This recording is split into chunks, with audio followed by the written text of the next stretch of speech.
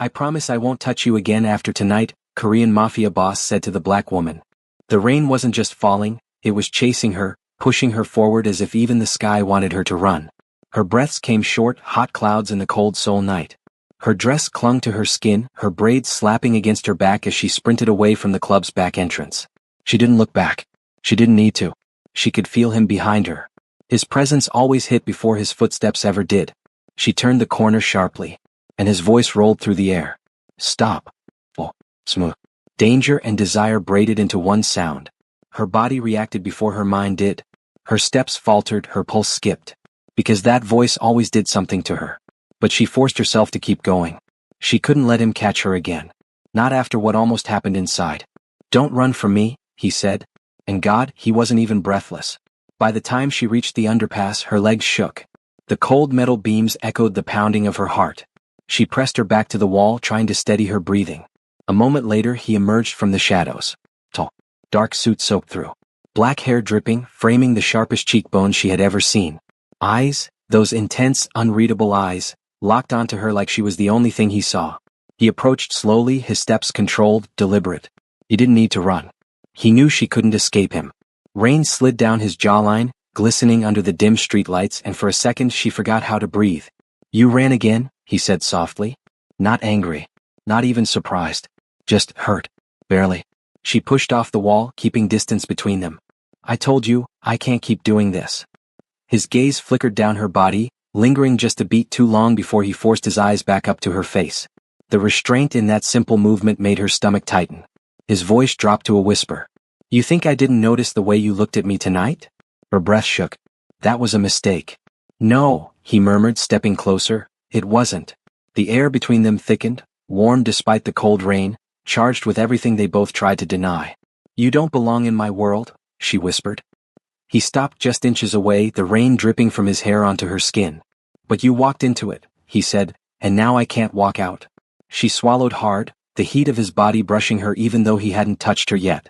He leaned in just slightly, his breath warm against her ear. Tell me to leave, he whispered.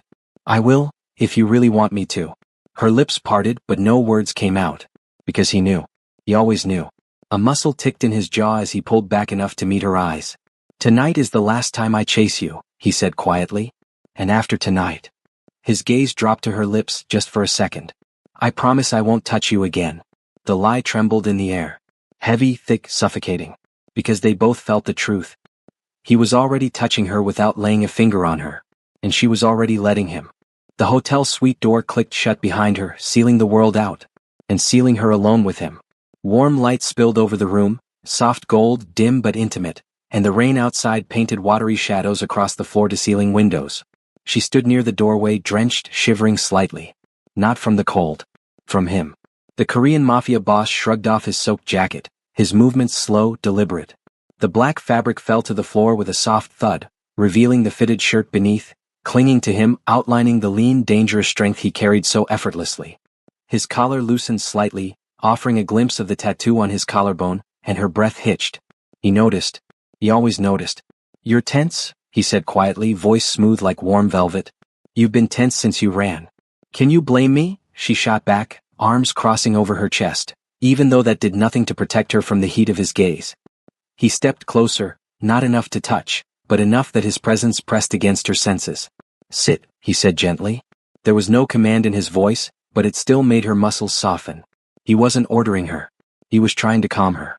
She hesitated, then moved to the couch. Her dress brushing against her skin, still damp, her heartbeat loud in her own ears.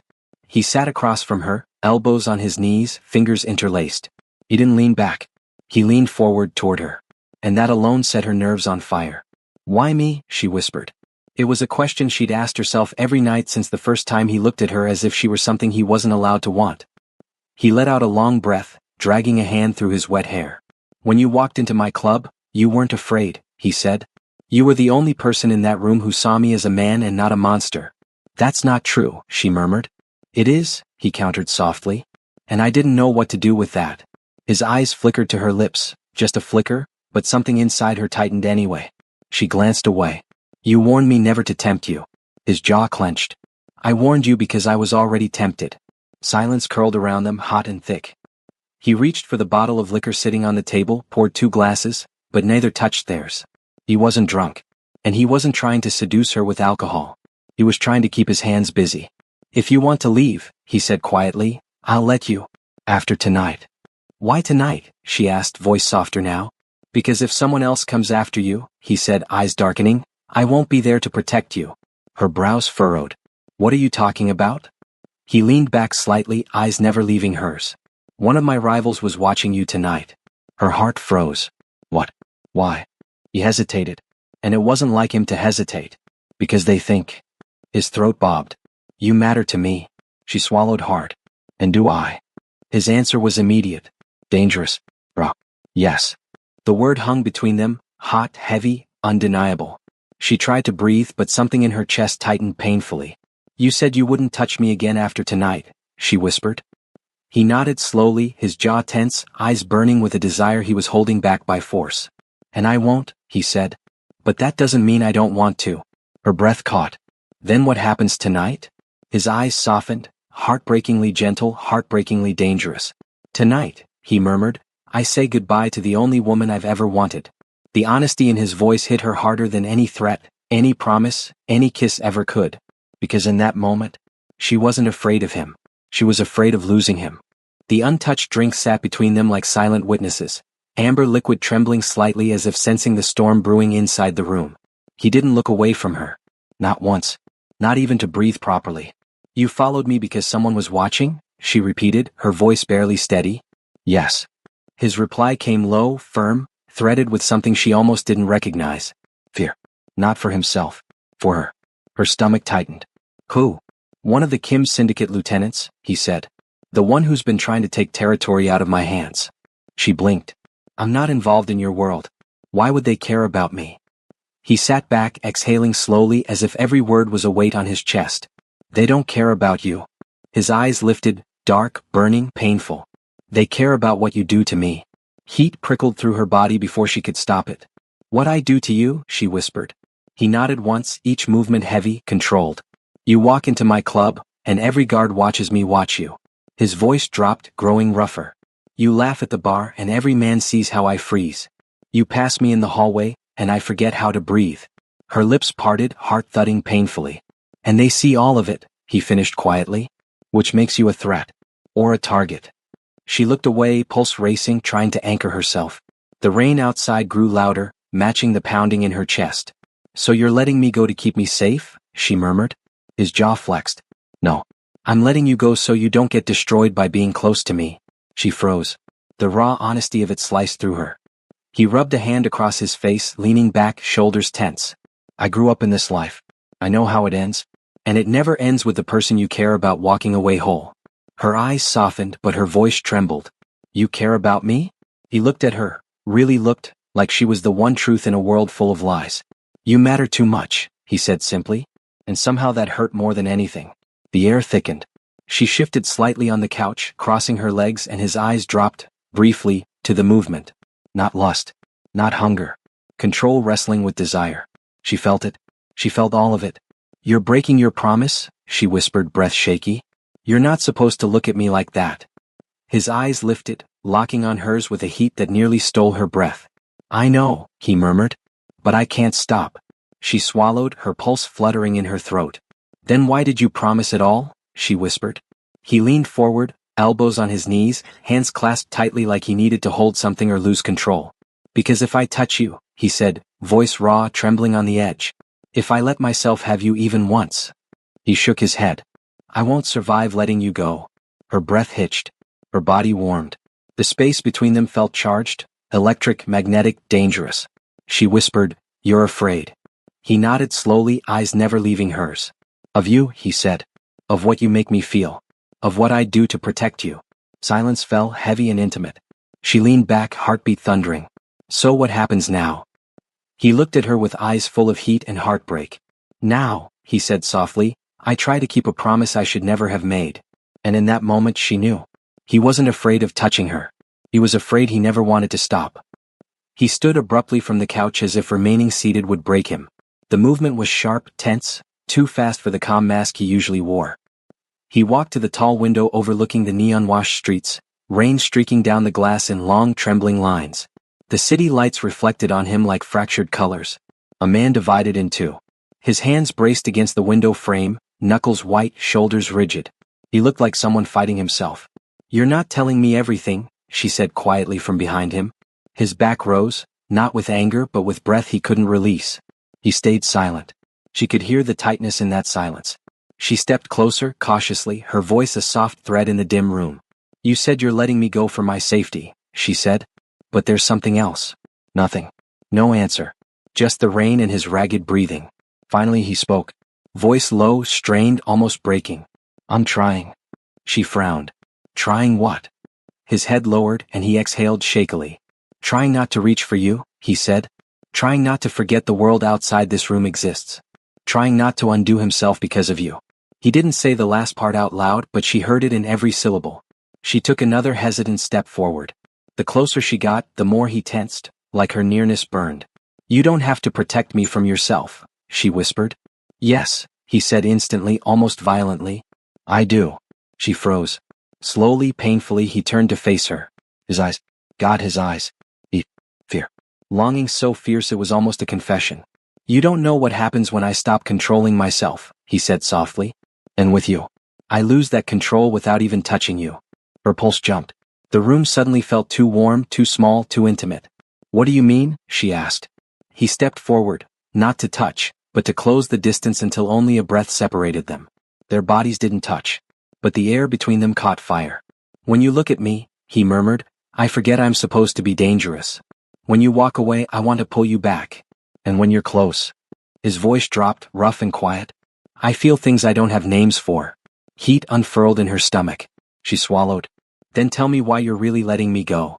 His expression softened, slowly, painfully, like a man peeling away armor he'd worn his whole life. "Because you deserve more than a man who kills for a living," he said. "You deserve someone who brings you peace, not fear." She opened her mouth, but he shook his head gently, stepping back an inch. "And if you touch me right now," he inhaled sharply, "I will break my promise." His voice wasn't a warning. It was a plea. She stepped closer anyway, until their breaths mingled and her heartbeat brushed his chest without skin making contact. "I didn't ask for the promise," she whispered. His jaw clenched so tightly she could see the tension ripple down his throat. "I made it for myself," he murmured. "Because if I let myself want you." His voice grew hoarse. "I won't let you leave." She reached up, slowly, cautiously, and lifted a hand. Not to touch him. Just to hover near his cheek. The inches of empty space between her fingers and his skin felt hotter than fire. He exhaled roughly, eyes fluttering shut for a heartbeat. "Don't," he whispered. "If you touch me, I'll forget the promise existed." "Maybe it shouldn't," she breathed. His eyes snapped open, dark, wide, devastated. "You don't know what you're saying." "I do," she said softly. "I'm saying you're not the only one fighting something tonight." The air thickened, tightening like a rope around both their throats. He backed away only half an inch, tortured, wanting, wrecked. "Please," he whispered. A word she had never heard from him before. "Don't tempt me." But that was the problem. She didn't have to. Her very existence tempted him. And for the first time tonight she realized, distance was more dangerous than touch. He stood in front of her like a man torn in two. One half fighting for restraint, the other half burning alive. "You're killing me," he murmured. The words left him on a trembling breath, rough and unguarded. His face. God, his face. He looked devastated. Hungry. Lost. She took one slow step toward him. He inhaled sharply. Like her nearness punched the air out of his lungs. "Then what do you want from me?" she whispered. His eyes dropped, to her mouth. "Then back up." He forced them back up. "Nothing," he said. The lie quivered in his voice. "But everything." Her chest tightened. He wasn't trying to seduce her. He was trying to survive her. She stepped closer again. Heat curling low in her stomach at how he tensed in response, muscles tight beneath his soaked shirt. Another step. His eyes darkened, a storm forming in the black. "Don't come closer," he warned softly. But even his warning sounded like pleas. She ignored him. She moved until the space between them dissolved into warm breath and shared silence. "You said you wouldn't touch me," she whispered. His jaw clenched, his throat bobbed, and his fingers twitched like he wanted, needed, to reach for her. "I won't," he said. "But you have no idea what you're doing to me." Her body warmed. "If you're not touching me, why does it feel like you are?" His eyes hardened, not in anger but in surrender. in the helplessness of wanting someone too much. He exhaled through his nose, slow and shaky. "Look at me," she murmured. He did. And in that look, all the promises in the world shattered. He stepped closer, not touching, not reaching, just invading the space like gravity belonged to her. "You think I'm strong enough for this?" he said, voice barely above a whisper. "I'm not. Not when it comes to you." Thunder cracked outside. Sharp, violent, as if the night itself felt the tension between them. Then, a sound, soft, barely audible, but unmistakable. The door latch. He stiffened instantly. All warmth drained from his expression, replaced by something cold, lethal, terrifyingly calm. "Stay behind me," he said, voice shifting into a tone she had never heard directed at her. He moved her with one hand, lightly, gently, but fast. Instinctively. Protectively. Then with his other hand he grabbed the gun tucked beneath the table. "What's happening?" she whispered. His eyes were locked on the door. His body had become a weapon. "Someone else is here," he said quietly. The promise was gone. Destroyed. Forgotten. The man who moments ago trembled because of her was gone. In his place stood the Korean Mafia boss. Deadly, calculating, unblinking. He positioned himself between her and danger, shoulders squared, gaze razor sharp. The door rattled again. Her breath caught. He lifted the gun, silent and focused. Everything in the room froze. Her heartbeat. The rain. The world. In that terrifying stillness, one truth hit her harder than the fear. He could break every promise he ever made, but he would never let anyone touch her. The door jerked violently. Once, twice, then stopped. Silence thick in the air. She could feel his breath change. Feel the tension rolling off him like heat. Feel the danger whipping the atmosphere into something electric. He didn't look back at her. He didn't need to. His attention was a shield, fixed, unbreakable, terrifyingly precise. "Stay behind me," he said again, low and firm. "But don't argue." This time it wasn't a command. It was a plea disguised as steel. He stepped forward, gun raised, every muscle carved in tension as the door eased open. Not blasted, not kicked. East. A more calculated threat. A shadow slipped inside. Slow. Quiet. Uninvited. The man at her side didn't flinch. Didn't gasp. Didn't even blink. He simply shifted his weight, angling the gun with a precision born from a life of violence he never wanted her to see. But tonight, he had no choice. The intruder stepped fully into the light. A man in a dark coat, face half-shadowed, eyes cold and confident. "Boss," the intruder said with a smirk. "Fancy hotel for a goodbye night." Her heart slammed against her ribs. He knew why they were here. Her mafia boss didn't lower the gun. Didn't breathe differently. "What do you want?" he asked, voice calm, but death lay beneath it. The intruder shrugged. "Your rival heard you were hiding something." His gaze drifted past the mafia boss. To her. And everything changed. Her protector moved. Not with anger. Not with panic. With violence sharpened into grace. He grabbed her arm and pulled her behind him fully, shielding her with his entire body as the gun swung upward. "Look at her again," he said quietly, "and I'll kill you before your next breath leaves your throat." The intruder's smirk dropped. The air snapped like a pulled wire. She swallowed hard, chest tight, not from fear but from the way he stood in front of her. Like a man ready to die for what he refused to lose. The intruder lifted both hands slowly. "Relax. I'm only here to send a message." "That was your first mistake," her mafia boss said, voice cold enough to freeze bone. "You don't come here." "You're slipping," the intruder said. "You're making mistakes over a woman who doesn't belong." The gun cocked. Loud. Final. "Finish that sentence," her protector murmured, "and I won't hesitate." The intruder swallowed this time. "You know the rules," the man said, taking a tiny step back. "Your enemies want leverage. And she's leverage." "I know," the mafia boss replied. "And that's why you won't walk out if you take another step." The intruder hesitated, then retreated into the hallway. But before he left, he threw one final sentence over his shoulder. "She stays with you tonight? You just made her a permanent target." The moment the man disappeared, her mafia boss slammed the door shut, locked it, then threw the deadbolt with force. Silence crashed into the room. He didn't turn immediately. His hand still gripped the gun, too tight. His shoulders shook once, barely noticeable but real. "Are you hurt?" he asked, voice low, rough, shaking under the control. She stepped closer. "No. Are you?" He turned. And the look in his eyes, the raw, furious mix of terror and relief, stole her breath. "I thought," his voice cracked just barely, "I thought for one second he would get close enough to touch you." She shook her head, stepping toward him slowly. He didn't. His jaw clenched. He could have. Because you were protecting me. He closed his eyes, chest rising and falling unevenly, not from the confrontation, but from the fear of what could have happened. Then, he made a mistake. He looked at her. Not like she was trouble. Not like she was danger. Like she was the only thing that mattered in a world full of knives. Do you understand now? He whispered. Why I said tonight is the last night? Her breath caught. Because I'm a target now. No. He stepped forward, shaking his head. You're a target because you're mine. The words hung between them. Dangerous, desperate, undeniable. She whispered, you promised you wouldn't touch me again after tonight. He gave a small, broken laugh. After tonight? I shouldn't be touching you now. Yet despite the danger, despite the fear, despite the promise, he reached out slowly and gently brushed a raindrop from her cheek. His fingers trembled. Not from violence. From feeling. You terrify me, he whispered. Because I've never cared about anyone enough to lose everything. Her heart cracked open. And I'm going to lose everything, he said, voice raw, if I lose you. Silence settled after the intruder was taken away. But it wasn't peaceful. It was charged. Like the room still trembled with everything unspoken. She turned to him slowly.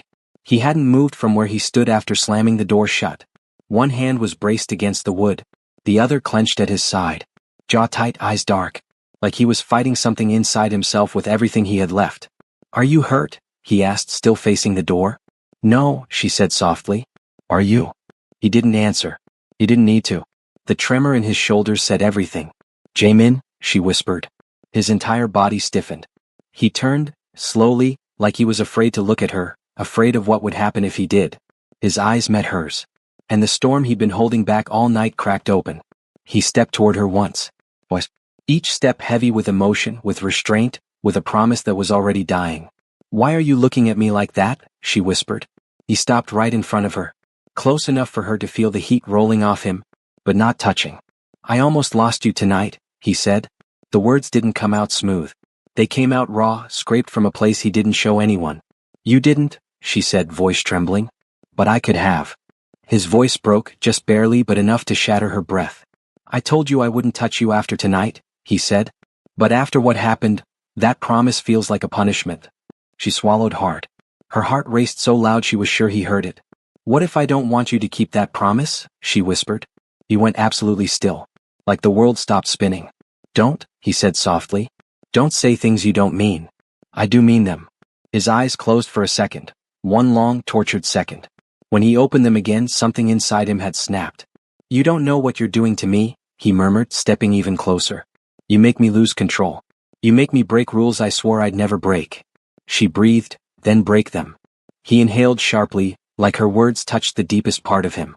I shouldn't want you like this, he whispered. But I do. I can't stop. The confession hit her like a spark to dry leaves. She reached up, slowly, hesitantly, and touched his face. He flinched. Not from pain. From need. Jamin, she said, her voice trembling but certain, you don't have to stop. His breath came out unsteady. You want this? He asked. Not the danger.